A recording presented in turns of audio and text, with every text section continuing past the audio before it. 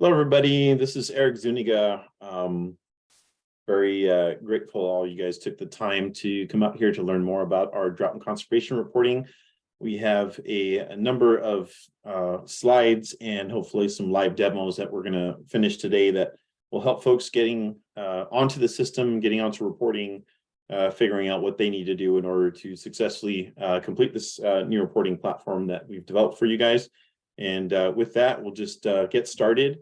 I will be going through the presentation relatively fast so I can focus more on questions and concerns related to the actual reporting itself. So feel free to review the PowerPoint slides. We're going to post them on the website very shortly, and we're also going to record this webinar training so that we can have that also available on our website, Drought and Conservation Reporting, which will be listed at the end of the presentation. So with that, I will get started. My name is Eric Zuniga. I am the Drought Response Program Manager for the Division of Drinking Water, and it falls to me to present the Drought and Conservation Reporting portal that has been released as of January. And so I just wanted to quickly talk about just some of the impetus for rolling out the Drought and Conservation Reporting website. So initially, we had SB 552, which required small systems and schools to enhance drought reporting. And it included some reporting requirements, which really put us in a bind of, do we create a brand new reporting portal for only some systems to report some duplicative data that's already existing in existing portals, such as the AR, such as monthly conservation reporting, or do we create a portal and move everybody over to that portal? So that's essentially what we've done, is using the impetus from SB 552. There's other drought data needs that we've had that we have been combined. We have drought order systems that had emergencies last year that have been reporting this information on a monthly basis. So we folded them over into it. We've had the non-SB 552 folks doing monthly conservation reporting. They've also been folded in. But in general, the reason for drought and conservation reporting is understanding not just the water quality, which is obviously something we've been concerned with as far as I've been with the program, which is over 17 years, is the quality of water. So now we're focusing more on the quantity of water availability. How much water and how is it delivered?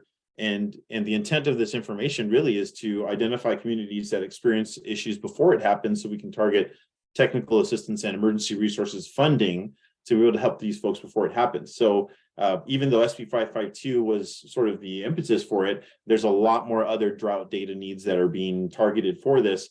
And we're hoping to do a lot of duplicative reporting elimination in developing a system like this, where, imagine a place where a water system go to one place, one portal, implement their information, put their information in there, and have all of the separate, all of these different agencies that require that information on a statewide level be able to pull it from one place instead of you having to send it everywhere. So some folks will start to see some of this benefit immediately. Some of them for sure over the next year will start to see that benefit.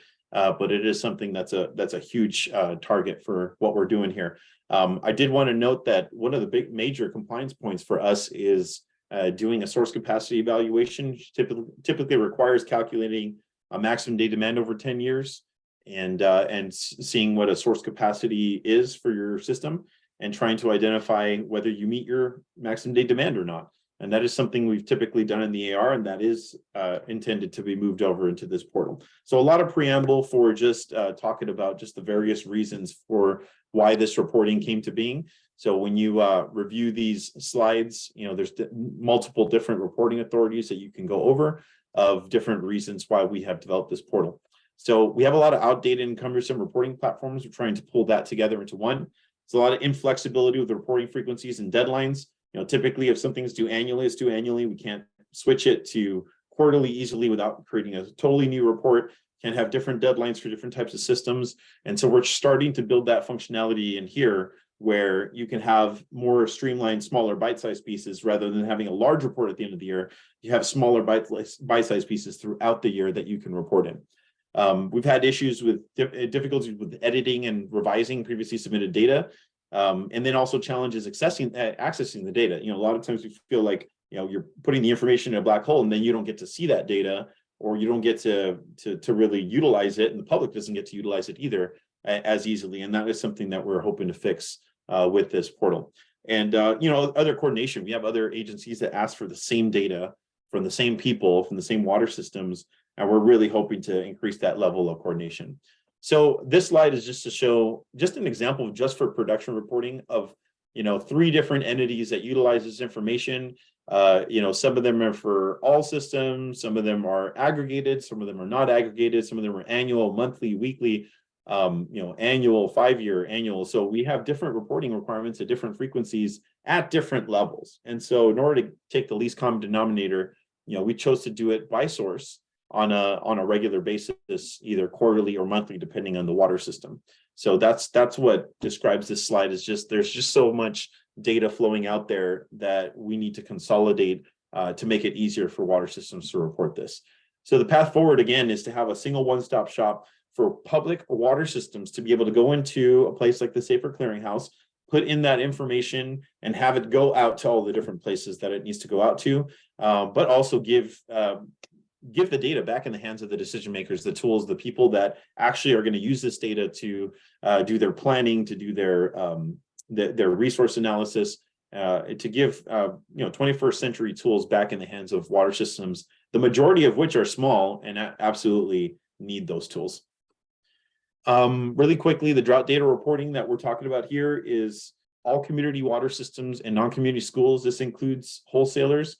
Simply because wholesalers are also reporting to the EAR the supply and demand information. And so they're also asked to report the same information here. And we have quarterly deadlines for those monthly reports. We have monthly drought order systems that are currently reporting on a monthly basis on the 7th day of the following month. And we have weekly drought order systems, about 2 of them that are reporting on a weekly basis. As things kind of cool down on the emergency drought front, we expect that those will be reduced back down to quarterly. But we do have a new reporting type that has been under development the past couple of months, and this is for urban water suppliers, and we do plan on having those reports due monthly at the end of the following month. I did send out an email last Friday about it. If you haven't seen it yet, it basically says we initially planned to have a due date on the 7th day of the following month. We understand from comments and feedback, thank you for your feedback, that that's not really doable, especially when you do bi-monthly billing or you have 2 weeks of a delay before you can read your meters. That end of the month following that month would have been a better deadline. So we have changed that for the new reporting, and that's going to start in April. So everybody that's on this call for the most part is going to see a quarterly deadline due at the end of next month for the first 3 months of this quarter. So January, February, and March reports would be due at the end of April. And that is the intention right now. But we are going to change urban retail water suppliers to coincide with the reporting that's already being done for monthly conservation reporting. So these systems will continue to comply with monthly conservation reporting. It is duplicative. And we are having them report in the drink portal and also in the state water board. So that is intended to still continue until such point as the drink portal will notify you saying, hey, we no longer need to do that duplicative reporting, and we're able to just report in the clearinghouse. So that is intended to replace that reporting. A quick note is that if your report is not available to be reported because it's not at the end of the reporting period, then it will be visible, but it will not be editable until the end of the month. Then once the end of the month has finished, then you can complete the report and submit it. So just wanted to make that note there. So I mentioned about aggregated reporting, so I'm not going to belabor that point here. But I did want to mention that that the development's underway to create an aggregated drought and conservation report module. And this is going to allow water systems to report for multiple water systems at the same time. And this is going to help people that have multiple water systems to report to. You'll be able to see all of the water systems on the same report. We're finalizing this, and we're hoping to have this available for the April reporting period, or at the very least for the May reporting period, to help alleviate some of the concerns with reporting multiple water systems. So that is currently underway. We're putting a lot of enhancements and a lot of things in place for that. And again, to reiterate that this is intended to satisfy your annual reporting requirements for supply and demand for individual PWS-IDs that typically would be reported in the 2023 EAR. So instead of reporting it, we have the 2022 EAR that's out now. So the 2023 electronic annual report next year will not need to contain that information for supply and demand. You will have given that information throughout the year. So just an example of some of the data that's being collected right now. We have the water shortage information. So about experiencing an emergency is a shortage expected to happen soon. And these are emergencies. They're not just shortages. They're actually severe water shortages where we actually run out of water, where you have to haul water, we have to utilize a contaminated source to meet demand, bottled water to meet demand, things like that. But also asking questions about water shortage contingency plans. At this point, all urban water suppliers that have to do water shortage contingency plans. Obviously, they've already been doing that, including some smaller systems in there in that window too. But also small systems also have to do a water shortage contingency plan or drought planning elements into emergency notification plan. So that training on how to do a plan, that's done separately. We have another webinar scheduled for the end of May, and I think it's end of April, end of May, and also one planned for end of June. And so keep an eye out for that if you need to figure out how to create one. We're going to have some feedback for how to create one. We do have templates available on the Drought and Conservation website that you are able to look at. So that's going to be helpful as you start to develop those plans. Those plans are due by July 1st for those who don't already have something like that available. Source reporting, we're asking for a general category of things such as production. Again, that's going to help us with the supply and demand. We're asking for source capacity indicators that allow us to determine how adequate the source capacity is for a public water system, and reliance on hauled water. We're finally able to track hauled water on a facility basis. Many of you do not carry hauled water and you won't need to track that, but those that do will have a place that are able to do that. Quick note here is that many fields listed can be marked as not available. We understand some folks don't have the capabilities to answer a question. Maybe it's not applicable for that type of source. And so you can mark not available. It'll mark it in yellow, and your report can still be partially submitted to meet the reporting requirements. So it does mean you can submit that report even if you have some yellow fields. What you don't want is you don't want red required fields unanswered. So answering not available does say that you answered that question and does allow you to submit that report. We get a lot of questions about that. So just wanted you guys to know that not available is there because we understand some folks don't have maybe the physical, the technical capacity, the time to be able to report some of these fields. And so we wanted to mark that where possible.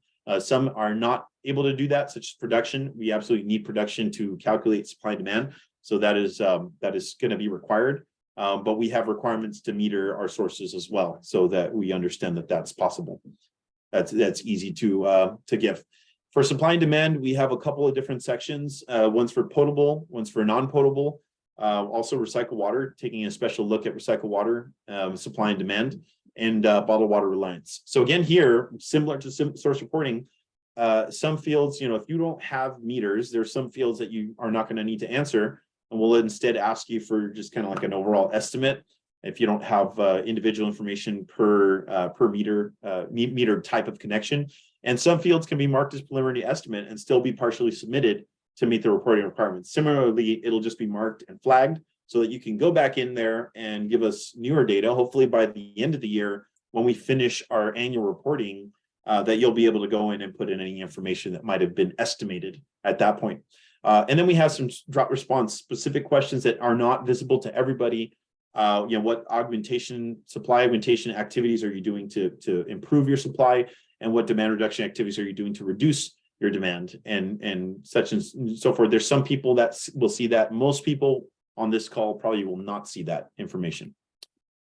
So I'm going to move over to the clearinghouse and just see if I have any questions that are related to any of the slides that I went through before we go into the actual report itself, and how to create an account and how to enter reporting. So if there's any questions in there, I'm going to take a look at that right now.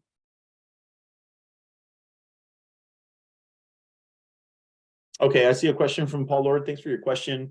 How do I best report estimated potable water loss? Do I use our water loss audit data? What we have there is we have a simple calculation, which is this is your supply, this is your demand, and we show you the number that we estimate to be your potable loss. But in many cases, it's not taking into account certain things that you guys are well familiar with because you understand your water system. Maybe you know how much the fire hydrants are being run to flush them. Maybe you have quantities for how much your treatment plant is effluent is that is not being used for potable use, right? And so you have a lot of information that we don't have. So if you have better numbers for water loss, we don't intend for that to be the only story that's told for your system. You get a chance to tell your story of what your estimate is. If your water loss audit is your best estimate of what you have, and you can describe it in the comments of what that really means, that's going to help us tune that field for the future. As you guys know, there's way more intensive water loss stuff coming in the future. I'm just barely scratching the surface of what all that is going to require. So it's going to be way more detailed than even what we're going to have there. So most likely that field is going to be different for some of the largest urbans that have to do the audit part. It'll be much simpler for the others that just like, hey, this is what we really think that we're losing, and this is, the reason for that data. So hopefully that answers that question. Regarding safer reporting, are urban retail water suppliers with 3,000 connections or more legally required to submit the data, or is the State Water Board requesting urbans with 3,000 or more to submit the data? Yes, so the intent is to have them submit the data because you're currently submitting to the drink portal through the monthly conservation reporting. And so the intent is to shutter that portal, close it down, and then have you guys report here instead. You'll find that a lot of the questions that we have here are a lot of the same questions that you are used to reporting in the drink portal. That is by design, because this is intended to replace that. So this is intended to replace our reporting. So this is where all of that reporting will be. And just to give you a picture, right now it's community water systems, non-transient, non-community schools. By the end of the year, the intent is to have all public water systems reporting in this portal. This is not just for drought order systems. It's not just for communities. The intent is to build. It takes time to build that. So it's going to take the rest of the year to kind of get up to that point where we have everybody. But everybody will be reporting in the clearinghouse, similar to how you're doing in the EAR. That's a really important point to note. Okay, that helps. That was an anonymous attendee question. Tina Wilson, I'm going to save your question until source reporting. Anonymous attendee, how are 12 reports a month easier than once a year? Well, 12 reports a month was specifically requested from our EAR input forum and from our EAR feedback that we've received over the years, that reporting one giant EAR system that takes a very long time to complete, very hard time to vet that information and check it and pass it around to the different people that are associated with reporting. And so we've followed that feedback, and we believe that more timely information is probably necessary for you guys to vet that information as you get it. You can review it. You have multiple times to review it before you submit it. And it's going to make the EAR a whole lot simpler. The simpler we make the EAR, the easier it runs and the easier it is to do. Now, there's also other reasons for more frequent reporting, is that to analyze source quality and source condition for a lot of the systems that are reporting, we need seasonal data. It doesn't make sense for us to get, one time a year data that we should have acted on back in January. If someone says that their well is failing in January, we need to act pretty quickly on that and not have to wait, a whole year in order to get that access to that data. So there's a reason for that. And again, there's a lot of different reporting requirements there's some that are monthly, there's some that are quarterly, there's some that are annually. So in order to take the lowest common denominator, the monthly is what's going to be required for that. So hopefully that helps answer that one. Did not receive the email. Juwan, if you didn't receive the email for urban water suppliers, I sent it to folks in the clearinghouse that have an account. I sent it to folks that were assigned as a administrative contact, a carbon copy contact, and a water quality contact for water systems. And I also sent it to the LIRIS. Now it's like a list.gov email list that we have. I sent one on that on the Brownbag today. Sorry, scratch that. So what I sent for the urban water suppliers is a list of all administrative contacts, water quality contacts, and carbon copy contacts. So I've sent it to that list for all the urban. So even if they didn't have a clearinghouse account, they were sent that. So that was sent out. So if you need a copy of that, Juwan, you can feel free. You've emailed us in the past. Just email us. We'll give you a copy of that for sure. Okay, I'm going to hold on the potable demand one until we get to that section. Batch upload process. I'm going to hold on that as well, because I'm going to go over that and hopefully submit a successful batch upload today. Source information, I'm going to hold on that. You guys have really good questions on the report, which is good. We want to move past why the reporting. Okay, let's move past that to getting into creating an account, any issues creating an account, and then now into the report itself and trying to get the report submitted correctly. So I'm not seeing a whole lot more. And Gene, if you see anything that comes up that seems to be more related to the reasons why or creating an account type, please let me know. And then I will go back to the question and answer session. Okay. Thanks. Okay, so for creating an account, we have a water system account. So the majority of folks, if you're intending to report for a water system, you should be selecting water system from the account type menu. Don't select city, because that is meant for a city regulator that regulates domestic water wells within the city limits. Don't select county regulator. That is intended for county entities that regulate water systems, not ones that operate water systems. So in any case, if you're wanting to report on behalf of water system, you will need to select water system. So that's a really key point. It does delay your account access request, because then we got to figure out what system that you're tied to or systems that you're tied to in order to give you the right access.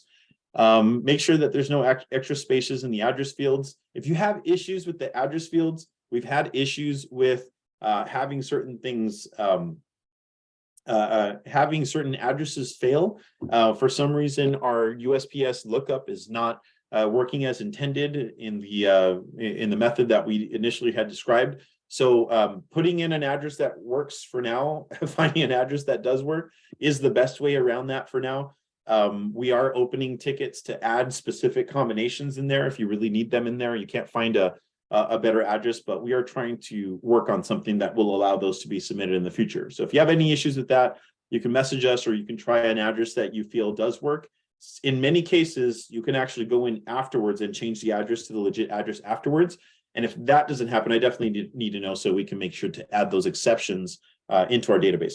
And the cool thing is we just added this feature of controlling entity systems. So when you create an account, you can either say, yes, I'm associated with a controlling entity system. These are like parent entities that own and operate multiple water systems. So when you say yes, it's going to give you a list of controlling entities that we have found that are connected. You'll be able to select that controlling entity, and it will pre-populate all of your water systems on the right-hand side that are associated with that controlling entity. Could be errors, could be issues in terms of the accuracy of what's assigned to what. Could be changes, people buy systems. So please let us know if there's any issues with that. If you also enter a water system that appears to be linked to a controlling entity, it's going to mark that controlling entity for you. But if you want to populate all the water systems associated with a controlling entity with one click, you're going to want to click yes, select the controlling entity, and have it populate your list. So definitely something that is new. And you don't have to create a new account to do this. You can do this with existing accounts as well. Yeah. So going into the report, just some quick notes before I go into the demo, is that you can autofill previous reports data if no change. So the very first month that there's a lot of startup process, right? You got to create an initial account. You have to do your initial reports, data that you're not maybe used to seeing or collecting. Some of the stuff is required, some is not required. You might have collected a lot of stuff that was not required, and we'll go through that for sure. But once you fill out the first month's report, we do have the ability to click on no change all. And if nothing has changed for a lot of these things that probably shouldn't change for a lot of folks, it will pre-populate and bring everything over from previous reporting period over to the current reporting period. And you will be able to answer this tab very quickly. Okay. So, and I'll go over the individual fields a little bit closer in our live demo. The source reporting batch upload. So we have a batch upload process for source reporting. As you imagine, if you have this many sources of this many different types, you'll get a batch upload with all of these sources listed, different tabs for each source type since they have different questions. And you'll be able to upload it and you download the template, you fill it out, try not to change any of the fields that are there because it'll make it harder for you, and then do a batch upload. And this has validation checks in it. There are some issues with batch upload, and I'm seeing some questions about batch upload. I understand the frustrations with that. We are working on fixing it. Some things are getting hot fixed as we speak. Probably over the next week or so, we'll be adding some more niceties and some more upgrades and enhancements to that feature to be able to make it easier for folks. There was something that was working and it was broken, so we're trying to fix it right now, whatever those things that were broken. Currently, there's only 2 options that are working right now. We want 4 options to work, so I'll explain that to you when I get there. But this is the source reporting tab. A lot of information that's collected on a monthly basis is put here, and I'll go over this in depth. This is the supply and demand tab. So the source data that you're reporting in source reporting, because you're putting source level information, we now have the opportunity to split out what you're doing for groundwater production, what you're doing for goody production, surface water, spring, so on and so forth, consecutive connections, hauled water. We're able to now pre-fill your supply and demand, your supply table, pre-filling based on your source reported information. So this is really key. This is going to allow us a whole lot easier way of filling out this table in the future. Potable demand is another one, and we're also checking non-potable supply, non-potable demand here, similar to the tables you would see in the AR. We are tracking more in depth what's going on with non-potable water. As you know, there's a lot of regulations that are coming on, credits and budgets and all that sort of thing, water conservation and water loss. So there's a lot more stuff coming with that.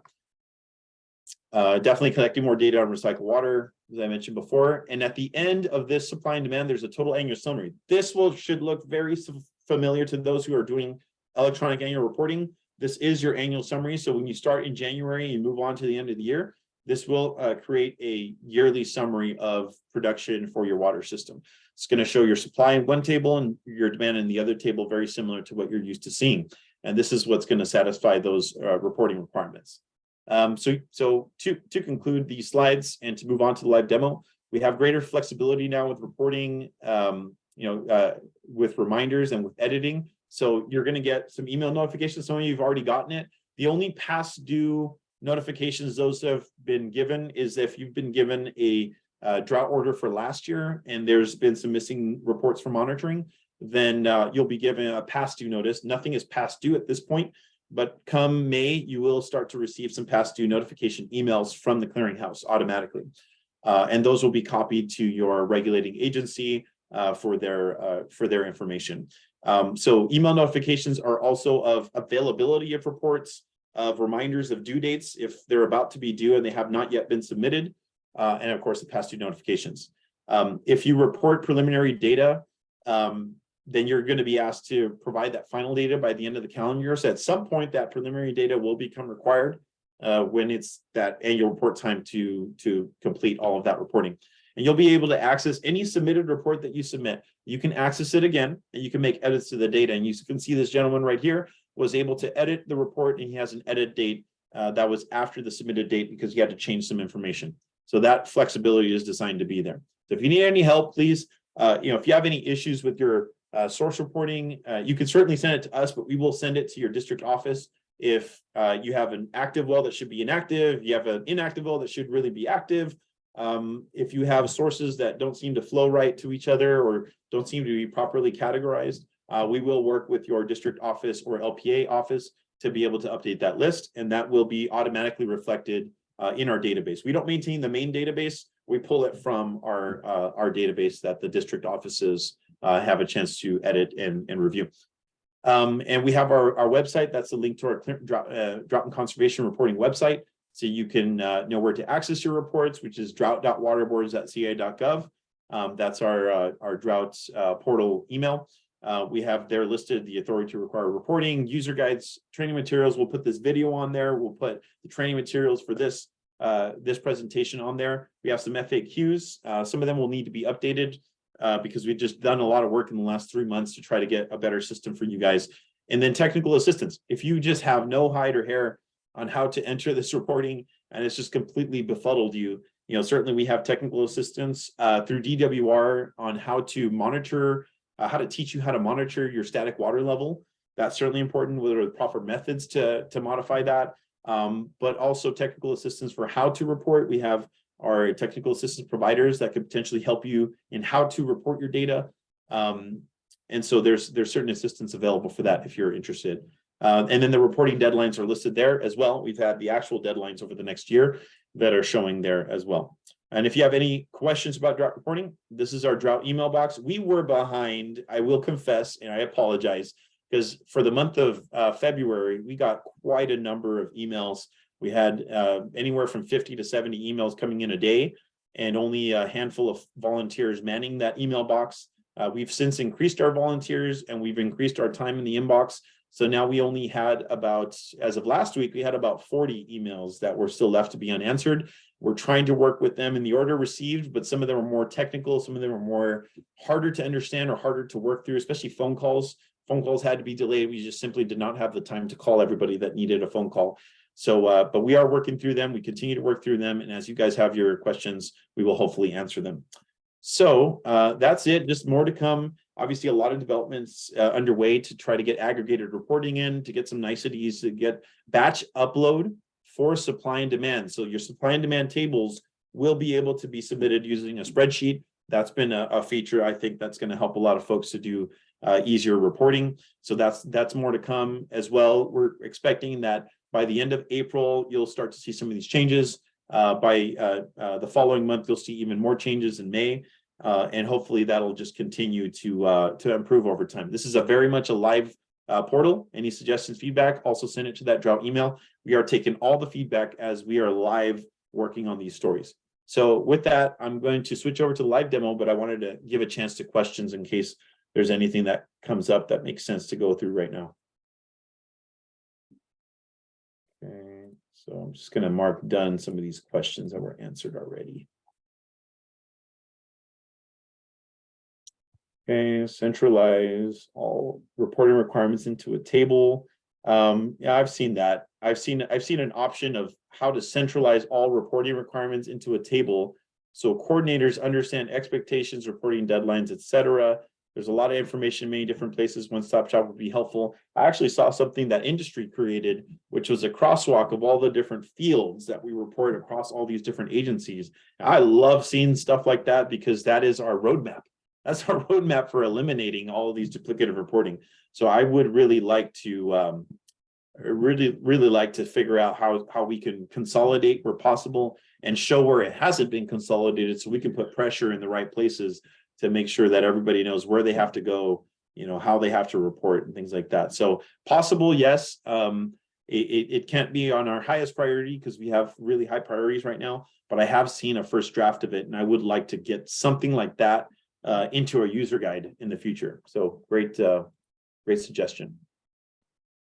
Our system supplying only wholesale drinking water requires to submit this data. You know, Ed, you know, we get this question a lot, and the simplest answer is if you guys are submitting supply and demand information on the EAR for calculation of maximum day demand calculations and to figure out source capacity requirements, then yes, you'll be asked to put the same information here. So we're looking into potentially for wholesale systems to, after discussing this with some wholesale systems, that maybe some questions are not as applicable to wholesalers. We might be able to create a separate report that wholesalers see. If you're strictly a wholesaler, not for people that sell and buy and have customers, sorry, they sell and then they also have retail customers they sell to other systems. Those are considered community water systems that are they're not considered wholesalers for our needs.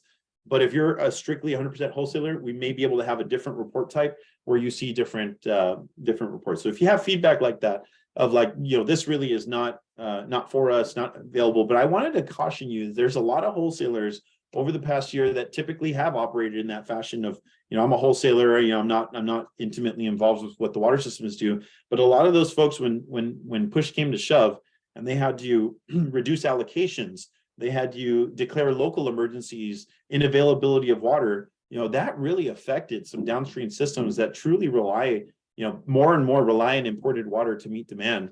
And there's a picture of that is really necessary to capture in the future, is how interconnected our water supplies are, and how, you know, a basin going dry, you know, either groundwater or surface water in some areas can really affect some other areas that we weren't thinking would be affected by that. So just some food for thought as we start to discuss maybe reducing some reporting requirements for wholesalers. So if that helps, I'm going to mark that. So I think at this point, I think it'd be best to start working through some of the live demo. So I'm going to stop sharing and I'm going to start to share my other screen. Start going through the reporting. So first thing I'll mention is, as you come into the clearinghouse, this is a training site. As you so don't take into account this URL. It's not going to work for most people. So when you come into the clearinghouse, you're typically going to fall into this search tab. or you'll fall into the safer systems tab, or you'll fall into the my systems tab. So the search tab is essentially one way that you can find a water system. You can search for a water system here, and you can find it. And I'll just use Santa Cruz as an example, since they have most every source known to man. So I'll click on Santa Cruz, and it'll load the water system. In the About section, it's just going to show some information we've pulled in from various databases. So that's what it's going to pull in here. Don't take too much stock into the contact information here. There's a broken link that does not show the most accurate information that you guys have already reported to us in the AR. And of course, as the new AR gets put in, that information still has to be input in order for it to be reflected. So we're working on a way to fix that. So don't take too much stock into old information that's listed here. There's some old DEs, there's some old contacts that are listed there. But this information, all the information above, should be pretty current. So if you have any questions about this part, you can certainly let us know. The water quality section, you can see the water quality for the various sources that you have available to you. You can only see your water system in this level of depth, I believe. I think you see only very general information for others. And then the next one is the sources and facilities information, where it kind of shows all your sources, what we consider it to be active, inactive, what type of source it is. So you can kind of get that information. And then down here under required reporting, this is going to be all your required reports for that individual water system. So this page can be gotten through also through a second way, which I actually recommend. But you can also search for a system and look at all required reporting, plus look at some other information that's visible there. So you can see there's 3 reports in the staging server. This is not live data. And these 3 reports, all have a due date, right? They're all due at the end of April, and they're all pending because they're not past due yet. So once it says past due, that means that the due date has passed, obviously.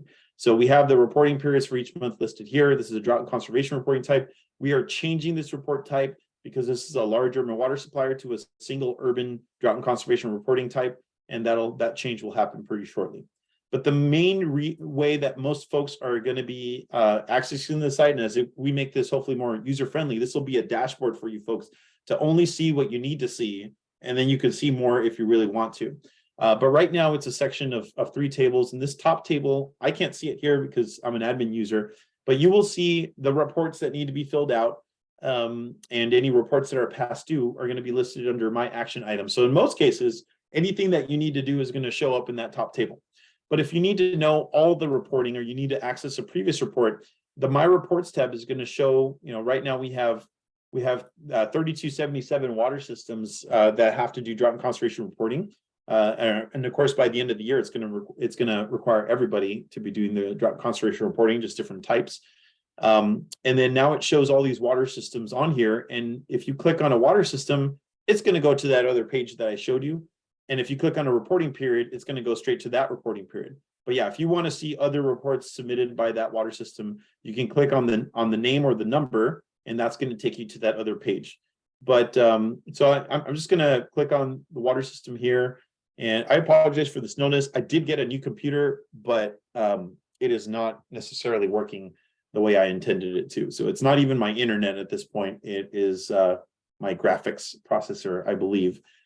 So bear with me. I'm going to load this one, and I'm going to get into the January reporting period. I'm going to start to fill out the water shortage tab. So Gene, if you happen to see any questions about water shortage tab, I can sort of answer those along the way. So if you see anything like that, please let me know. I'll look for them. Okay. So I just clicked on the January reporting period, and now I'm loading the report. The first tab is about water shortage. And the first question is, are you experiencing a severe water shortage? I have a definition listed just below that question.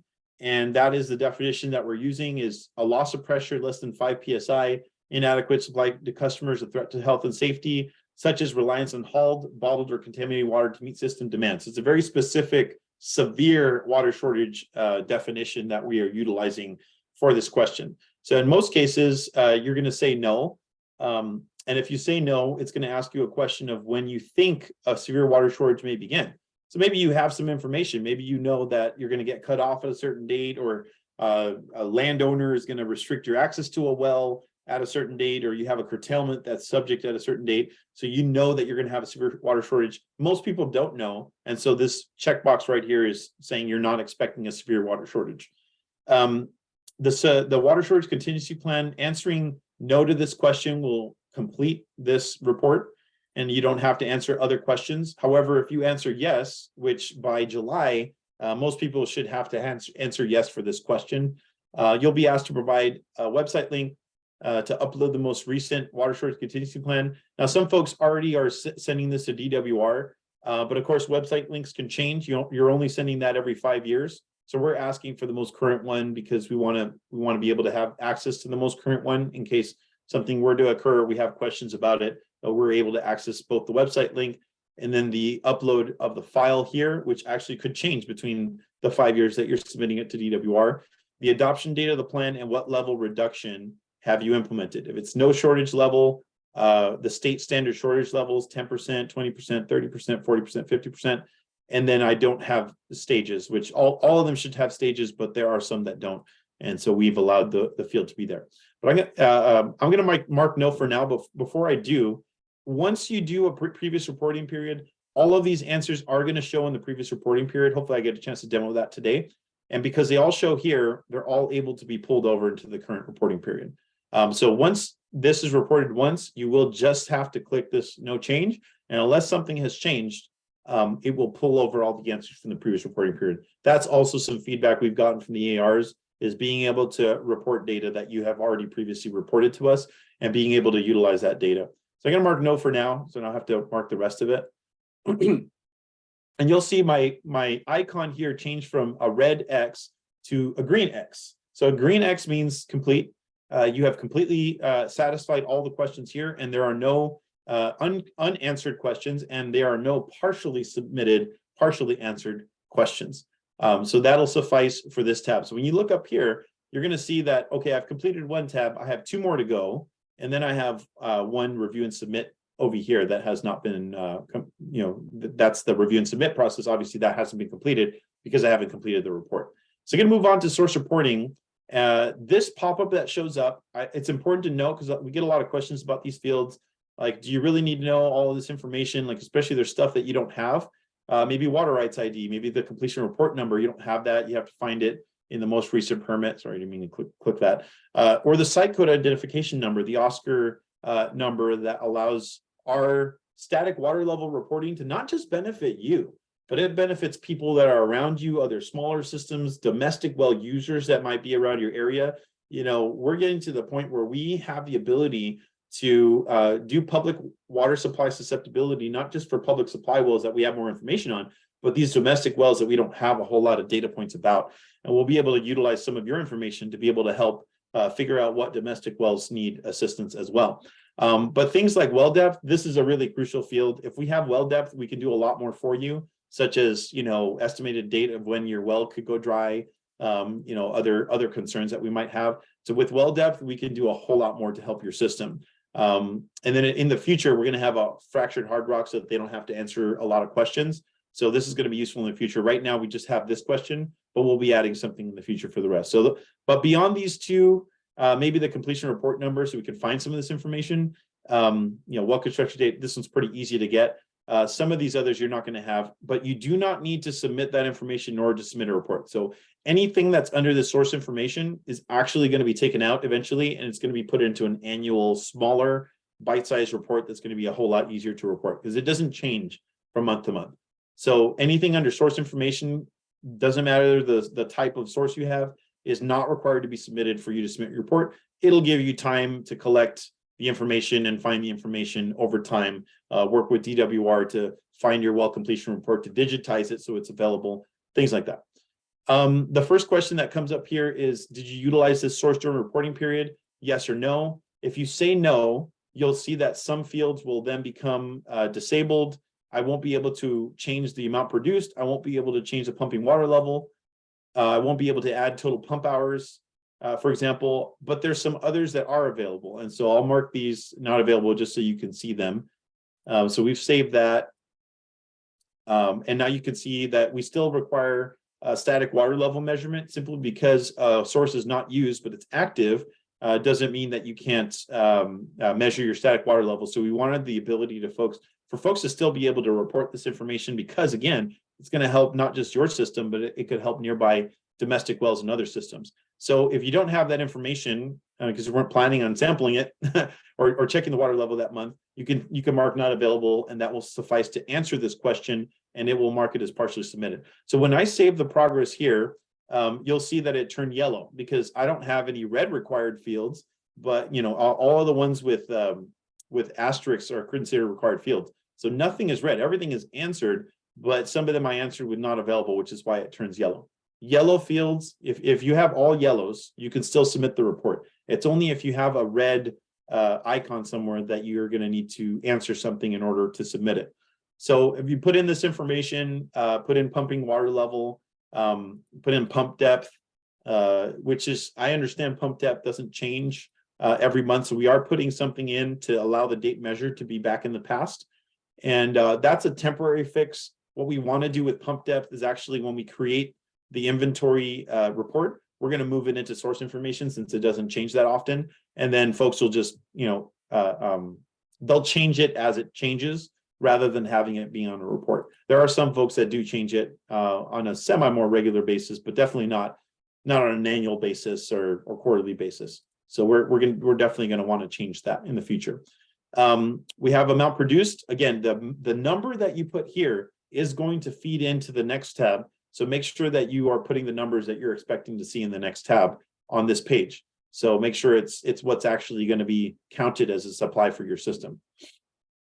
Total pump hours, if folks don't have an instantaneous flow rate where they can really judge the source capacity of a water system, either via a pump test or in some cases just looking at your source meter and seeing what the speedometer is reading for you, or doing a bucket test. If they can't give us a number for this, we can actually utilize these pump hours to determine an average flow rate. This is going to give us a more nominal flow rate. An instant flow rate can kind of fluctuate, but a pump hours with the amount produced is going to give us something a little bit more accurate. Instant flow rate, like I mentioned, that's how you would answer this question. For the last question was the source under curtailment? Well, now there's no water rights that are under curtailment. This is a question that may actually go away. I'm not sure, because it could come back at any time, I guess. But the emergency regulations have passed. All the curtailment is going to expire. So this is not applicable to many systems. Many times they don't have water rights, or you don't know if you have water rights. But in most cases, if you have water rights, then the answer would be no. I'm going to save the progress. I think I need to mark this one.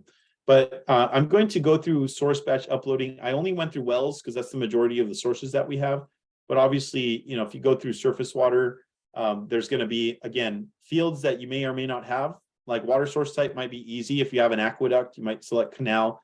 Ability to lower or extend your intake, that's helpful because if your intake is going to go dry, that you have something to do. Water rights going to be more required for surface water sources. There usually is a water right tied to them, unless it's like a federal facility, a federal water right that you're intaking. Intake pump, some people have this, some people don't, but it's not required to report. So you have the same questions, yes or no for source activity. You can mark no, you can mark yes, and we'll have things like water level. Now in this help tip here, we have more planned, but we have a help tip that allows folks to see, what type of information we're requesting. Here's what we consider to be the intake bottom. This is the water body bottom, and this is the surface water level. And we're trying to give you a visual of what it is that we're looking for. So hopefully little things like that are going to help to give us that information. But a lot of the fields for surface water are essentially a lot of the same. So with that, I'm going to move over to batch upload. So I've prepared a file that I know works because, we all know that, sometimes we can have issues with this if you, manually enter the data or you do something. So what I've done is I've loaded a source. I already had downloaded a template. I put in some information and I've uploaded it into the data source. And now I have step 2, which is the data field mapping. So if you kind of use your own software to have your own columns, then you might need to map what we're expecting into what you wrote, in case there's not a match. So you can do this just to make sure that all of the fields match, and then you can continue. And this is where it validates it. This is where a lot of folks get stuck. We have some errors also here that I wanted to note, but the intent here is to do the same validation that we're doing in the report, so that if you were to enter the report or you were to do the batch upload, that it does the exact same thing. It's not 100% working like that now, but you can see that this data is validated. So I utilized this source, yes. I inputted all of the information for all of the things, all of the fields that were required, okay? If you leave blanks, initially when you left blanks, like let's say I don't have static water level, so I leave that blank. Well, initially that was gonna mark a not available for you. Right now it's erroring out. That's not intended. That is gonna be fixed. And at some point that will be fixed. You can feel free to let us know if that bug is affecting you.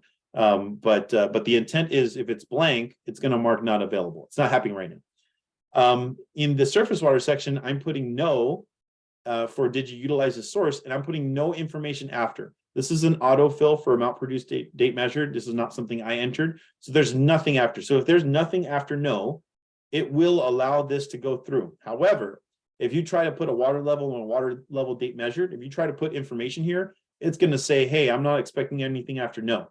That is also not intended. We intended for folks to be able to submit no and to be able to put the information that's still required, we're still asking for, so you don't have to click into each one and mark not available for all these data points.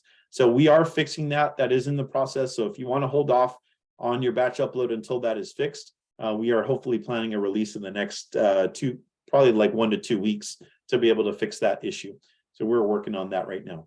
But if all of this validation is complete, we should be able to upload all of the valid rows. You can see tabs here on all the different categories of rows that were found. All of them are valid so far, and now I can complete it. And once it completes it, it should basically batch upload all of these fields into the report without you having to open each source individually and type in that information. Data has been saved. I've closed it. And now when I go to source reporting, I have a number of fields in. Okay. Now, the reason why these ones didn't fill in is, some of those errors that I mentioned to you. So I'm seeing some errors come in. So obviously there's some things that we need to fix, but a lot of them did come in as fine. These are the no answer here. These are the yes answers. So for some reason, those aren't coming in. So it's just some more bug checking.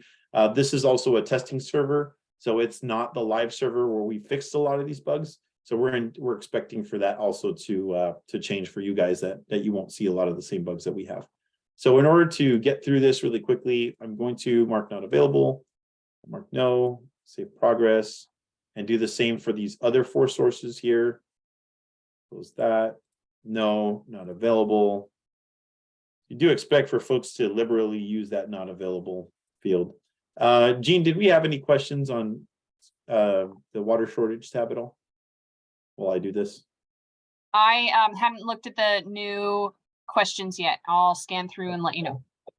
Okay. And at this point, if you start seeing some stuff on source reporting, we could start to answer some of those questions as well. I will go over, I'll be able to go over on questions. I want to finish the demo before time, but I will go over time to answer any questions. So if you guys are able to hang out to see your questions answered, I will be certainly willing to do that. And for those that will be helpful for, especially if you have an email that hasn't been gotten to, we apologize for that. We were trying to get through them, but hopefully we can answer the question live for everybody rather than typing out the same email 10, 20 times. We think that there's value in that. Okay, so I'm done doing this part. So now you can see that all of my red icons are gone. I only have yellow and green. And so my whole tab is yellow, and that's good. That's enough for me to move forward. In supply and demand, we have 2 initial questions. First one is, do you supply or deliver non-potable water to customers or other water systems? Yes or no? If you mark yes to either of these questions, recycled water or non-potable water, it's going to create 2 new tabs that are called non-potable supply and non-potable demand. If you don't have that, which is the majority of folks, you're going to answer no. So when going into the potable supply, so this information is pre-filled. You don't have to enter any of this information that's listed here because it's all brought in from the source reporting. So if anything here is wrong, go back to the source reporting section and change those numbers if you feel like these are an error.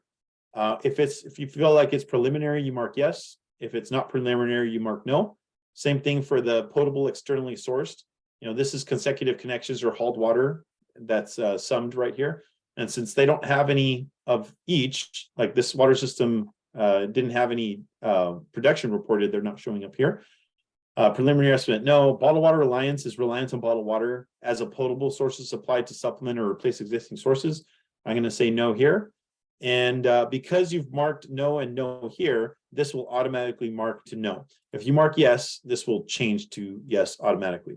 So I'm going to save progress, and I'm going to complete the requirements for this tab, and you can see that it turns green.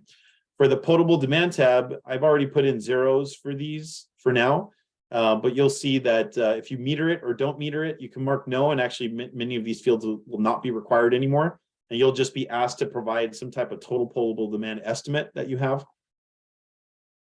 Here's where you put, like, you know, all of your demand for all single family homes in that month, all demand for all multifamily homes. There's a calculation here for population served in RGPCD. Those of you who are familiar with that calculation, residential gallons per capita per day. This will be calculated, but I believe you have to save progress in order for it to be accurately calculated. Preliminary estimate, you can mark it yes or no. I'm going to mark these no here. Non-residential demand here separated out into different categories, and then volume delivered to other water systems listed here. And if you have volume, then you'll be asked to enter the water systems listed there.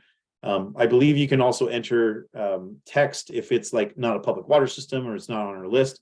You can also enter text in there as well. The point is to document where it's going to. It's not actually going to get populated on their page though.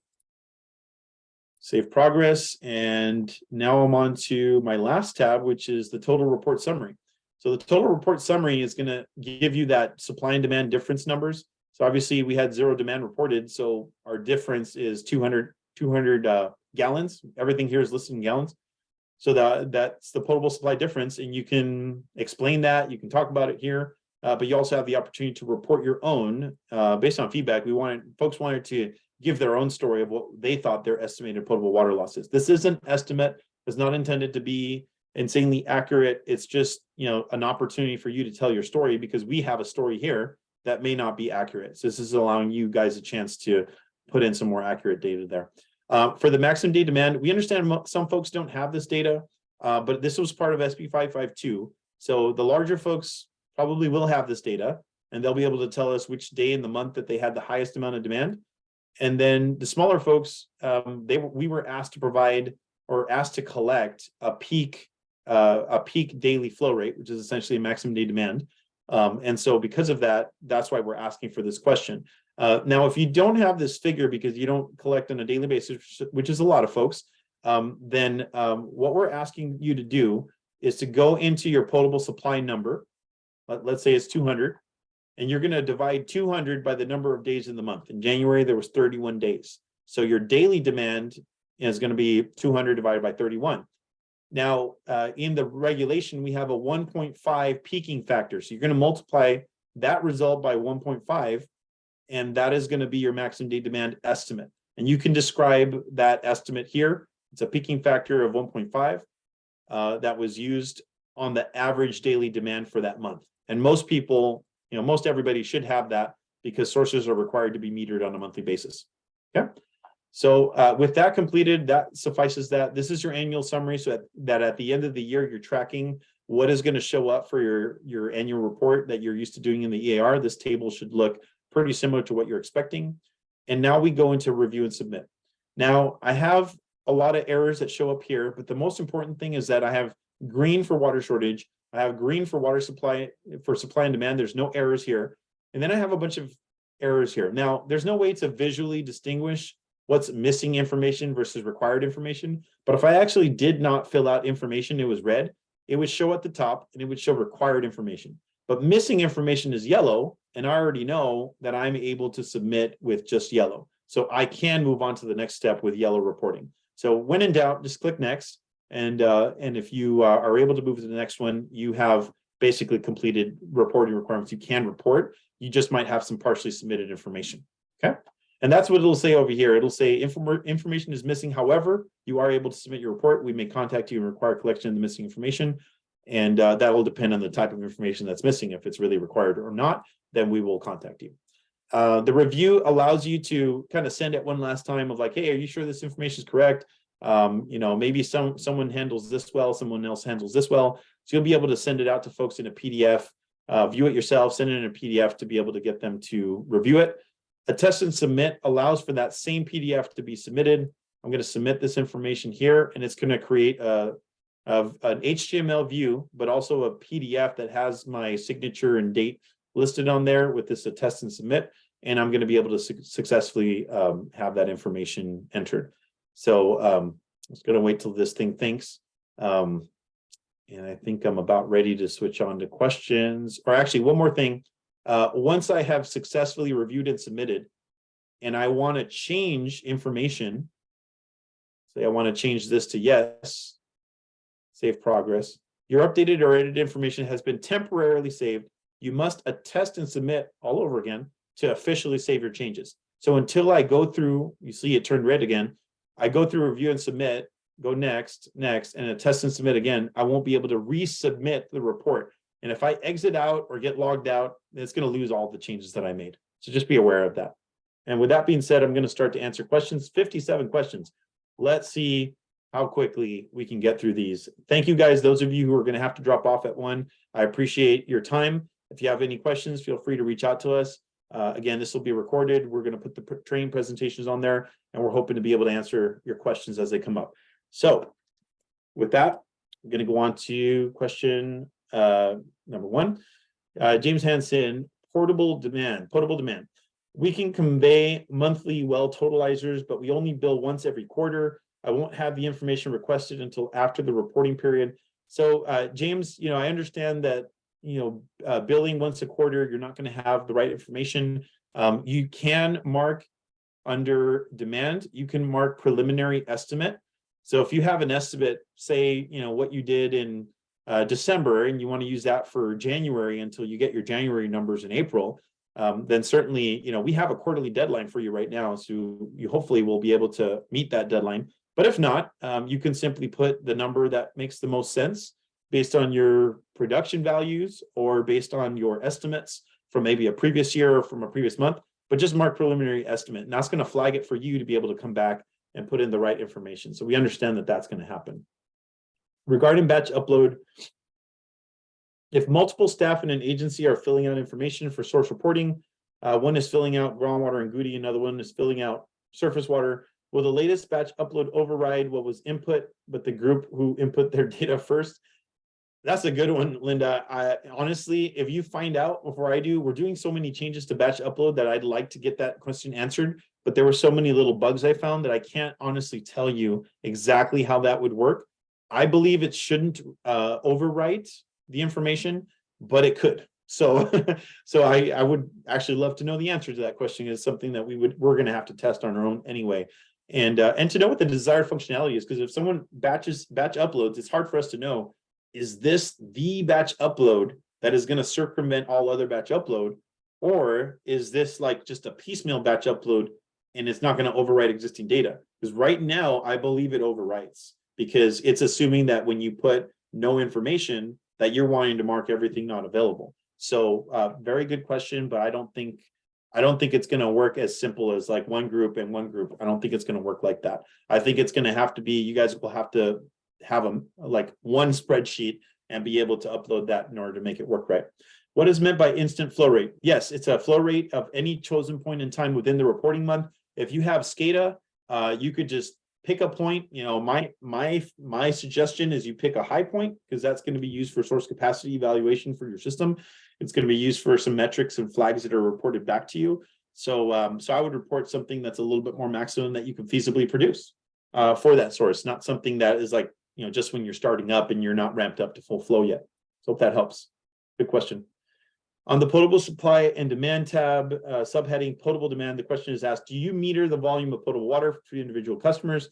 We answer no, because it's a correctional institution. We do not meter water usage, but during review and submit, it's flagged. Yes. So hopefully, Eugene, if you see in review and submit, once I mark no and I save it, so you happen to be on the right screen, it is going to mark that field as yellow when I save it, because I've said I don't meter. Now, metering is not required as of now for all systems, but it will be. And it will be, I think it's in 2027, if I'm not mistaken, that all water systems are going to have to meter their customers. It's either in 2027 or 2032 as part of SB 552. So if you're subject to SB 552, you will need to meter. So we want to flag that for you to know, like, hey, eventually at some point, this actually may be a required field.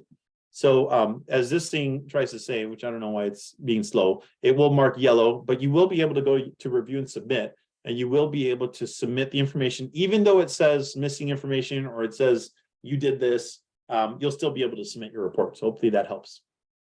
Okay. James, if I check source was not used, I'm still required to provide information.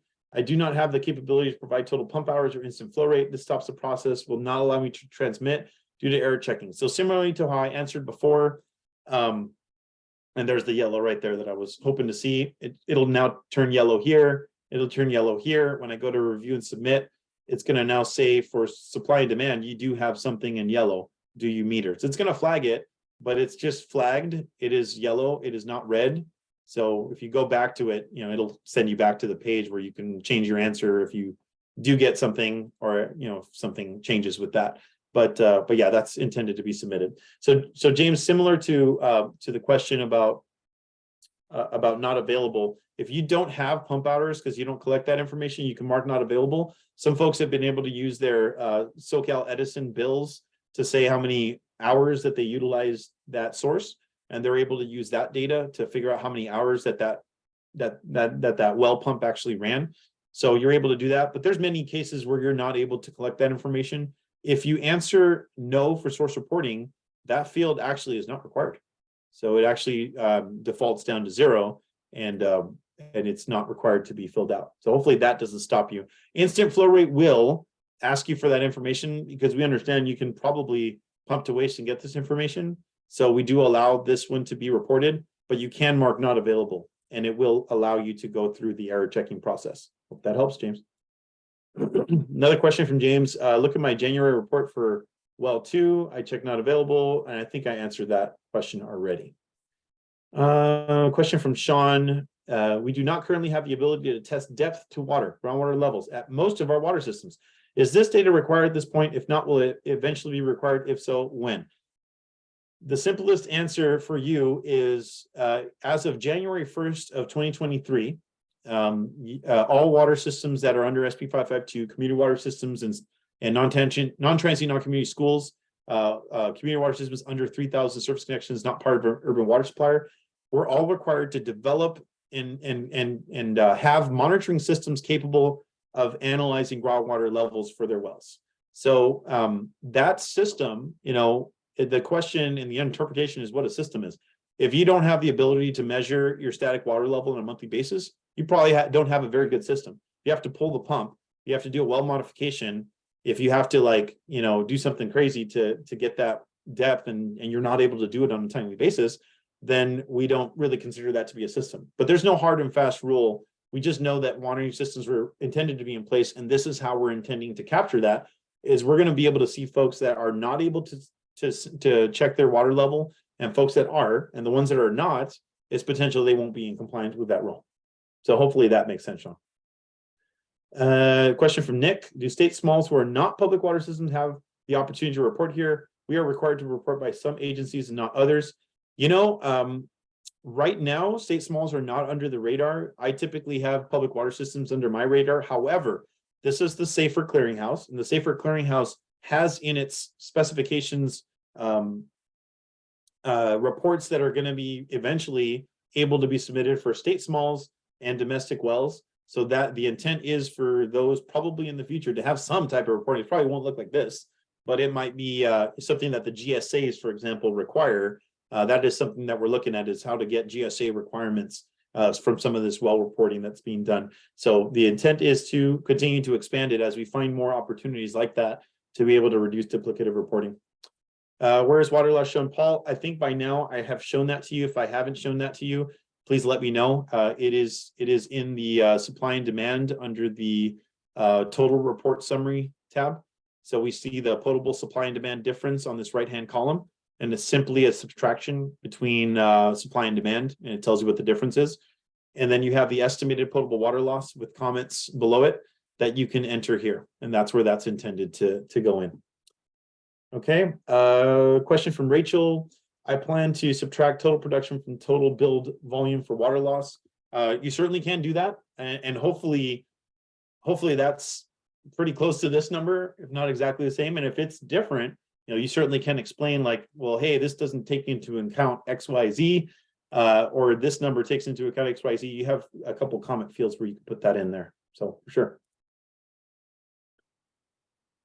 Water loss is automatically calculated here, and it is manually input here. So hopefully that makes sense for the anonymous attendee that asked that question. Anonymous attendee, if we are a municipality that operates two systems, one with more than 3,000, one with less than 3,000, are we required to submit a report for the water system with less than 3,000? So when we put the aggregated reporting together, there's going to be systems that, as part of a urban water management plan, are contiguous and considered connected or interconnected or combined or something. And because of that connection, you're allowed to do an aggregated report that suffices for all of them. So currently, right now, they're required to submit separate reports for the quarter. But come April or May, when we roll that out, there's going to be an aggregated reporting view that's going to allow you to report for all systems under one report. So the long and short of it is they're required for both right now, but later when they're required, they'll be under one report. So you'll only see one report submitted. That'll suffice for both systems. Hopefully that answers your question. Anonymous attendees, since Governor Newsom rolled back some drought emergency provisions, will any of these reporting requirements be eased adjusted? The impetus for this reporting is no longer based on the state of emergency. The impetus for last year's and the year before's drought order reporting was intended to be based on the emergency. We were trying to catch people before they fail. There was a number of systems that failed. It was definitely a hot mess. It was really crazy. And we had to develop these systems very quickly in order to capture that. But we utilized a lot of that same development resource to be able to use for this ongoing reporting. It's ongoing. It's ongoing, just like the EAR is ongoing, just like the ORPP monthly conservation was made ongoing. Even after the previous drought was lifted, it was continued to be ongoing on a monthly basis. And so that is expected to be continued. So that is something that we're asking folks to continue to get familiar with this portal, continue to provide feedback as needed, because we really want to make this a robust system, because you're going to be reporting in a long time. We don't want to spend millions of dollars of development and have it go away. We put a lot of effort into making this user-friendly and useful, and we intend to use this for the near future. So hopefully that helps. That being said, there are some folks that are on emergency reporting last year that we're in discussions of seeing when we can lift them from weekly and monthly reporting, because they're, in many cases, smaller systems that are monthly reporting and weekly reporting. So we are intending to hopefully look at some of those systems and see which ones we can remove. So we're starting to look at some data to suggest which ones can be removed from that. So we are still ongoing looking at that. Question from Harry, TA request form link is broken. It is not broken anymore. I just fixed that last week. Thank you, someone that let me know about that. So that should be now fixed to the 2023 report, and the 2023, sorry, not report, the TA request, the technical assistance request form for 2023 is now live there. Question from Donna, will water systems be fined if reports are not completed in a timely fashion? Well, I certainly am not going to fine anybody. There's a lot that goes into a reporting portal, including getting people up to speed, getting people reports, getting people up to speed. There's definitely going to be notifications of past year reports, but whether enforcement is going to be taken is a much broader question. It's going to depend a lot on our other priorities and other things that we have going on. The egregiousness, if you have 0 reports versus you have, just 1 report missing, that could be taken into account. And we certainly don't fine out of the gate, Donna. We like to do progressive enforcement, where we first give you gentle notifications. We try to help you through that process, try to walk you through the process. And if that doesn't work, maybe something a little bit more formal, but we don't intend to fine anybody unless they're really deserving of that. So hopefully that answers your question. Question from Charles. Why is pump data required to be recorded? So Charles, we did remove the restriction for date measured, so you can put it in the past. And so that should hopefully remove that restriction, so you can put the old date when you last measured your pump depth. So you could certainly do that in the future, but we are intending to remove that entirely and put it by the end of the year, to put it into source information, because it doesn't change that often, and to put it into an annual sort of source update of like, these are your active sources, are any of them inactive? Yeah, more of the section of the EAR that asks for source information, that's intended to be replaced pretty soon in the clearinghouse. Hope that helps. Anonymous attendee, our system purchases raw water from the source and distributes potable water through a treatment plant. Where do we enter treatment plant losses? They are metered, so the water loss field is not appropriate. So certainly under the potable demand field, we sort of have a catch-all of other non-residential demand. And I would suggest that if you have a surface water plant or an RO plant that is constantly discharging a large amount of water, that you want to make sure that you contain, because you're putting a source in on the other tab, and then here's a demand that is going to be way out of balance if you're not putting this information in. So I would certainly put it here. And if you want to determine for your own records what you put in here, or what that all means, you can certainly put a comment to yourself and to us in case anyone has any questions about what this other non-residential demand is. And if there's a big need for it, certainly have heard some suggestions on this in the past, we might be able to create another section or another field in here that has like treatment plant losses or things like that, or hydrant flushing or other metered loss that you might be able to report. So hopefully that helps. Charles, if you are flushing your hydrants and there's no meter to measure how much is flushed, if there's any way to estimate that, typically, if you know what the CFS is for a hydrant, you can kind of estimate based on how much time it took to flush, and you can try to estimate that, but it is going to be an estimate. It's not going to be accurate unless you do have a meter. It's something that I've seen water systems start to do, is have, especially during conservation and drought and just our new way of life of trying to conserve water. We're just having to track a lot of this stuff a little bit more often and be more transparent with how much we're using to flush. So if you're able to estimate based on the time frame and based on the CFS that's coming out, and if you have a meter, of course, that's suggested. Question from Norman. Demand asks for the reporting period, but our meter reading cycle goes from around the 19th of the month to the 18th of the next month. How do we accurately report demand for the reporting period? So what I've done when you bridge months is we actually have a nice little calculator that ORPP sent me that allows you to put in what your billing cycle is and try to estimate what your monthly demand is. Until that reading cycle is monthly, you're not going to be able to get good data for that monthly amount. So it's going to have to be an estimate. But you can, essentially, I believe the way the spreadsheet works is if you have the 18th or 19th to the 18th, you're going to have, a certain amount of days in the previous month, a certain amount of days in the next month.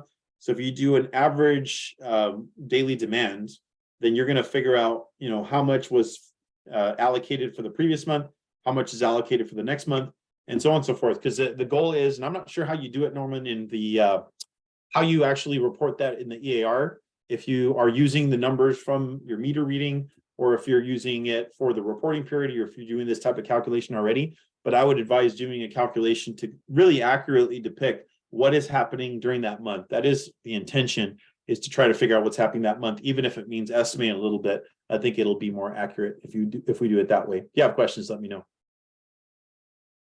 By monthly meter reading that does not provide user information for any individual month. Again, Mary, we have an estimator that'll hopefully split that by monthly, by days, and figure out how much was for 1 month versus for another month. And you're just going to have to split it. There's just no way around it. You're just not going to have monthly information. So splitting it is really, and estimating it is really the only way you'll be able to answer this type of information. There are months in the winter when we can't read meters. Yes, Norman, I know where you're at. You're in the San Bernardino Mountains, absolutely buried by an avalanche of snow, where you can't read meters and you do estimated reads based on past usage.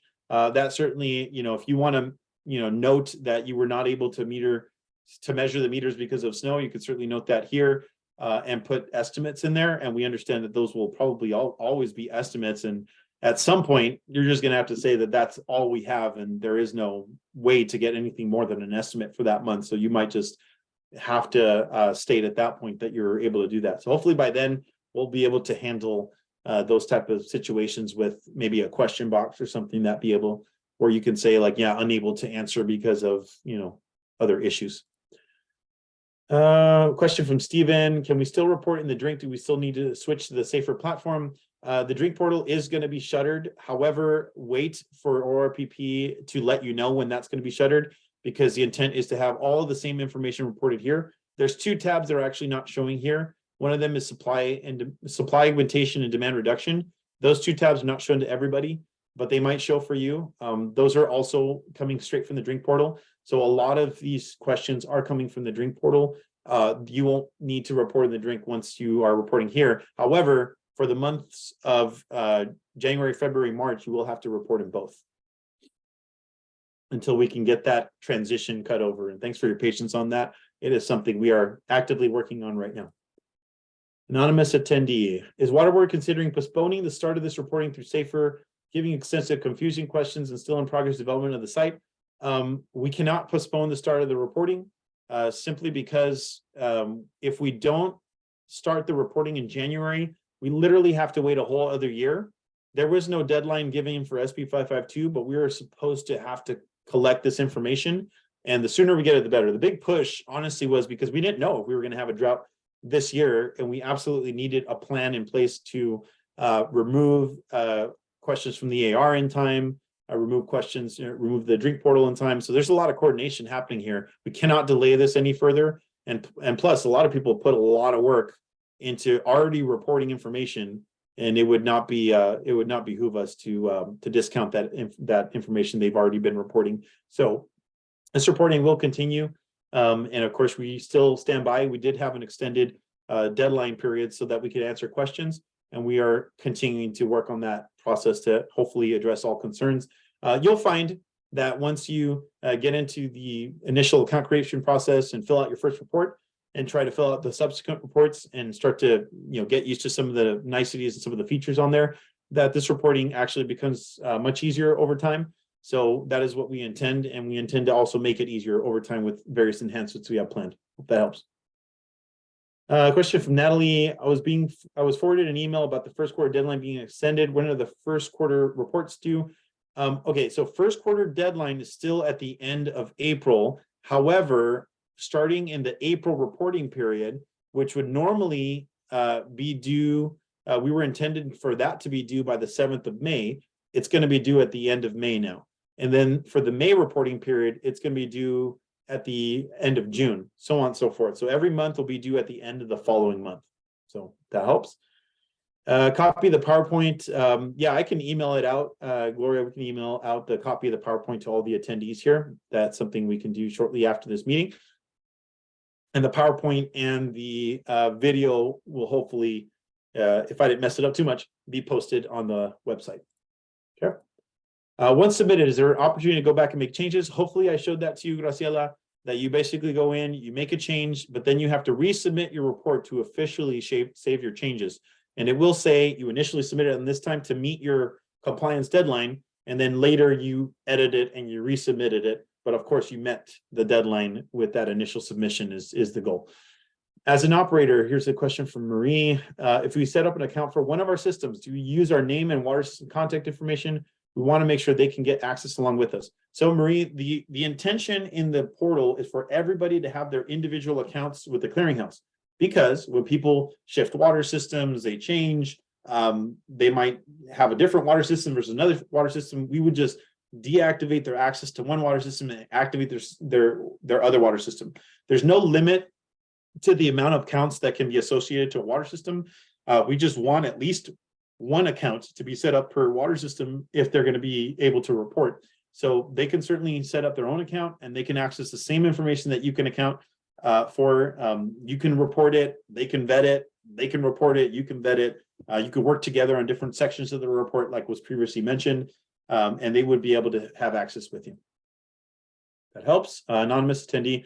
How many utility staffed hours are projected per source? That's not something I can answer. I think that's something that individual water systems, depending on the number of staff that they have, on how much hours it takes for you to collect this information. I'd certainly be interested to know how many additional staff hours that it takes to collect some of this information.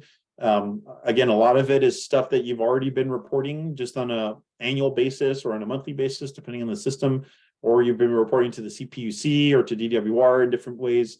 Gears, upward, there's a bunch of other and new reporting systems that are coming on board that are going to hopefully, we want to reduce the staff time and not increase the staff time. Of course, it's going to require a little bit of uptick in the beginning of like new fields you're not used to, but we are intending for this to be pretty easy. And I think you'll find once folks have been in the portal for a while, they do find it a whole lot easier to report once you've been reporting for a bit. So it's not something I've noted as a huge concern. But of course, if you have TMF issues and inability to be able to put in the time to be able to report this, sure, note that to us, and we'll be making sure to get you guys some TA support to be able to do that. And that's how we're intending to handle that. So if you have any numbers that you want to share with me on how long it takes to do the report, especially after you're used to reporting and a lot of the same fields are carrying over and things like that, I am interested to know. Thanks. Okay, 23 more questions. Elisa, how do we fix information related to water system that is pre-filled in the database that may be inaccurate or outdated? Currently, right now, we cannot fix it in the clearinghouse because it's pulling from another database. We do have plans in the works to hopefully fix that database based on information you give us here, but that is not live yet. It is something we're hoping to get in place by the end of the year. So for now, you can either email us or most likely email your district engineer that your information, maybe your sources that are listed are incorrect or misnamed, and you can email them and they can put the changes into Deciduous. And based on those changes and the dates that they put them in, they'll be reflected almost probably the day after they'll be reflected in our reporting. Hope that makes sense. Bi-monthly billing, I'm not going to answer that one. I think we answered that one already a couple times. That's a pretty common question. How do you submit the quarter if you don't have that information? Put some estimates in there. That's the best that you can do. Is probably the best you can ever do. Question from Nicolette. I would like to know, one of the data lines is water rights ID. If you don't know your water rights ID, the chances are you probably don't have one. Water rights ID are specifically issued by the Division of Water Rights for use of surface water sources or groundwater sources that are under the influence. That's why it shows up under groundwater too. Many springs also have water rights IDs. Surface water has water rights IDs, but only very few wells will have water rights IDs. So if you want to contact the Division of Water Rights, and you can contact them and see, and they can look it up for you. They have a hotline and they have an email, so you can give them a call and figure out if they can find one for you. But most likely, if you don't have one, if you don't know about one, then you probably don't have one. Our sold is in 100 cubic feet and production is in gallons. Do these report exactly these units? Are we supposed to report in the same units? So production being reported in gallons in the source reporting. So basically someone's going in here and amount produced and they're putting, you have 100 cubic feet, but you also have gallons. So they're reporting here in gallons, but then in supply and demand, they're units for potable demand. We will also support 100 cubic feet here. So you will be able to put 100 cubic feet and enter the data in 100 cubic feet. So that is intended to be supported. Don't understand instant flow rate. So Marianne, I mentioned to somebody else that for instant flow rate, if an instant flow rate can be measured on a flow meter, you typically have like a little speedometer action where you can figure out, okay, that's a 50 GPM well, that's a 200 GPM well, and you could just do a reading.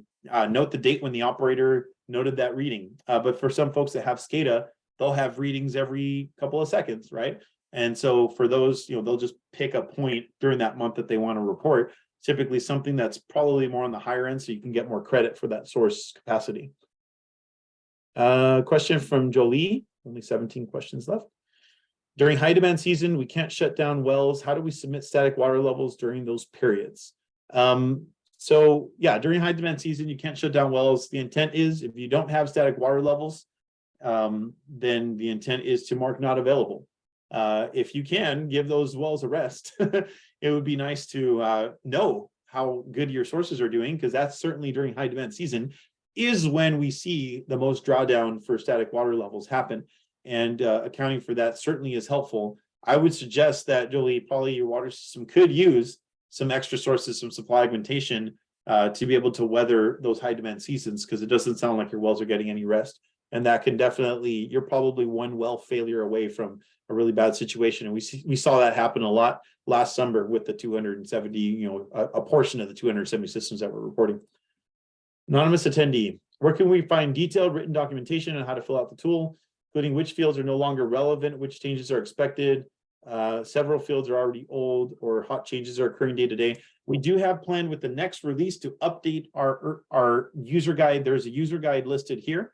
If you click on the user guide, it will load the user guide for you. However, that was updated as of December. With the new changes and fields and report types that are being generated, we're going to need to refresh it. We're going to need to refresh the FAQ. You guys are providing a lot of that feedback on us now so that we can add that in. So we are hoping to get that in place sometime in April, probably May is most likely, because we don't yet know the release date for the aggregated reporting. It kind of depends on a couple moving parts. We'll know for sure by probably the second week of April whether that's going to happen. Question from Rachel: how would we complete water shortage section if we don't have a contingency plan but just the required drought elements in the EMP? So I think I understand your question, but I'm going to need to understand a little bit more, because I think I need to dig into it. So if you say you have drought planning elements, then these questions, you know, the website link is probably not available online. It's not something probably you would put online if it's a drought planning element. Uploading the plan, you probably still could do this, although you can mark not available if it's not available. The adoption data plan, this probably is okay, but you're not, well, the drought planning elements do require water shortage levels to be listed. So if you have invoked a water shortage level, I think you can still answer this question. So I think all the questions still could be answered in how they're listed here. So hopefully that does answer your question. Okay, answering that one.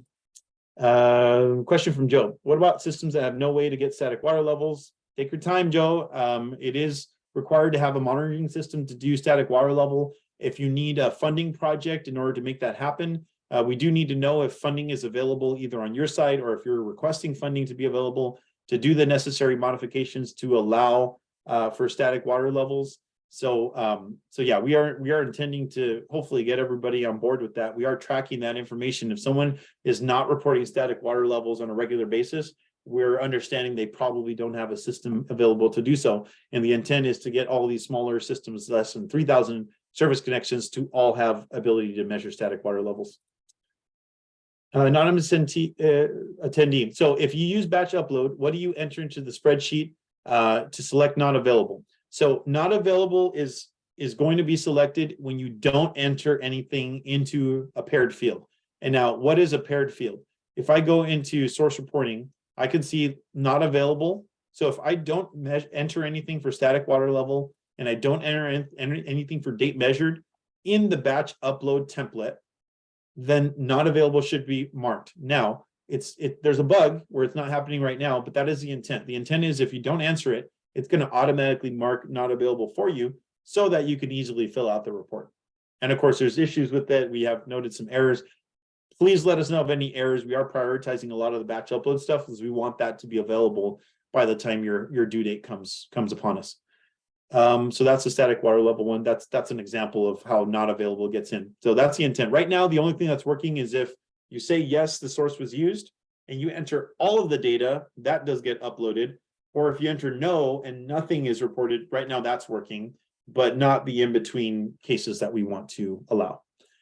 Anonymous attendee. Hi, Eric. For groundwater sources, we have a well field, several wells close in proximity, same aquifer. Reasonable to report depth to water for one of the representative wells, and also to sum the production from all wells in the well field. Would the state concur with this approach? The same would apply to metering from the same water source. Ideally, we would report the summation of the 3 meters rather than report them separately. This is coming to like a little bit of a different issue, because we have well fields where the screening interval is different, the well depth is different, the type of water that they get could be different, there could be fault lines in between. And so we've seen situations where a well field is not necessarily it's not necessarily that the same data points apply. Some data points probably will, some won't. But I think our intention is, if we've given you a source designation. We created a facility for you for that source, and you're doing, well sampling, monitoring, and you're doing all this other stuff, that the intent would be to collect this information there as well. Now, there's maybe some specific information I need to know about this to see if maybe that's something that we could support in the future, is to allow representative sampling. But again, wells are, even in a well field, they could be constructed at so totally different dates, totally different depths, screening intervals, where it may not make sense in most cases to do that. So I don't have any plans to do that now, but I would like more information. If you could email that to us, please. For maximum day demand, you went over that really quickly. I sure did. I apologize for that. I am gonna do it a little slower. So maximum day demand calculation. So in this case, I have 200 gallons of potable supply, and I want to know what my maximum day demand is, but I am not collecting this information on a daily basis, which would be required in order to figure out what your maximum day demand is. So I'm going to take, my 200 gallons, and then I'm going to divide by 31 days in January, or whatever month that you happen to be reporting. And then I'm going to multiply by 1.5. So about 50% above what it is now. So I'm going to multiply by 1.5 peaking factor. This is detailed in our regulations. So this is something that we have used in the past for maximum day demand. We get the average monthly demand. We get the monthly demand. We find the average daily demand, and we multiply by a peaking factor to figure out what the maximum day demand would be. So hopefully that makes sense. I'll leave that up there just in case. Why is it 1.5? We are small. So 1.5, Charles, is a peaking factor that is used in regulation. That is why we use it. I couldn't figure out how to invent a different one that would make more sense. But certainly, if you think you have a better handle on maximum day demand than we do, maybe a production meter of some sort that is metering what's going into customers, or some better data, certainly use that. But the 1.5 is what we're expecting, and especially in your area and coast, it's kind of a mess out there in terms of water conservation. You guys are razor thin on some of your margins. I understand this number might be crucial. What you report to us for maximum day demand on a yearly basis in the AR is going to be tabulated from this. So just keep that in mind. What you would have reported in the AR is what's going to be here. So if you have maximum day demand for every month, the report is going to pick out the highest maximum day demand to be your maximum day demand for the entire year. That is what it is intending to do. Now, quick note, if you do this method, you're not going to know which day it falls on. So I would suggest just putting it at the end of the reporting period. In the future, we might put a little checkbox that's saying, like, I had to estimate it because I didn't have it, and we'll detail this strategy here. Okay.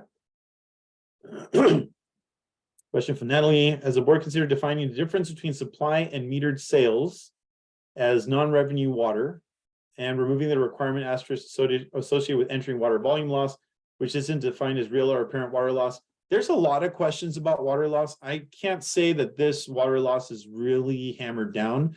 And Natalie, I understand your concerns. I think it's a bigger conversation because we're trying to implement these new water loss regs for folks, and we don't want this to be confused. So we're actually considering possibly eliminating this for folks who have something a little bit more robust, and eliminating it altogether. And if you're in favor of that, please let us know your thoughts of what you think might be necessary for that. But it's a very good suggestion. Question from Tony. Only 3 questions left. Almost done. Why, after I entered my potable supply data from well and MWD, the total potable auto generated is incorrect, is less than what I entered? Tony, I think we're gonna have to troubleshoot that individually. Send us an email with your water system name. Let us know what your issue is, and we can troubleshoot that individually and see why the numbers are not matching. It should be based on all of the sources that are listed here. So all the sources here, that total, there's a total production number at the end. Show you at the very bottom, it'll say total production during reporting period. If this number is not matching what you anticipate, it's a summation of all of the amount produced across all of the sources that you might have. So if my suggestion is, probably one of those has a number that you're not expecting to show. So hopefully that makes sense. And if it doesn't, please let us know. We'll help. For bi-monthly and quarterly readings, as well as for splitting months, I'm not understanding. I think there's a missing context. I'm answering it right now, Eric. He's Okay. just referring to how to calculate for systems that, or how to estimate potable demands based on whether or not they measure in a non-calendar month basis. So if they. Okay, great. Thank you, Gene. Appreciate that. Last question. What will be the base year for water conservation planning for 2023? Like 2015, we were advised to use 2013 as the base year. You know, Marianne, I think that's more of an ORPP related question. I'm not sure if we've defined a base year. That is something that we'll have to add into the FAQ. And I don't know if I have that answer for you, but very good question. I think that's something we need to follow up on. And with that, we have answered 121 questions. So thank you guys for your time. Really appreciate you guys coming out for this. We'll be recording this and obviously putting this online. But just continue to send us emails. We're expecting a lot of emails. We're trying to ramp up our volunteers so we can get more people to respond to you. And we do hope to get a lot more hand-holding through the report to help you guys do this reporting successfully. And again, we know that this is not easy for folks to do something that is this new, but we hope that that we can just make it continually less painless and a little bit easier to report over time, and hoping that that'll be a benefit to you. Thank you all for joining. Really appreciate it. Thank you, everyone.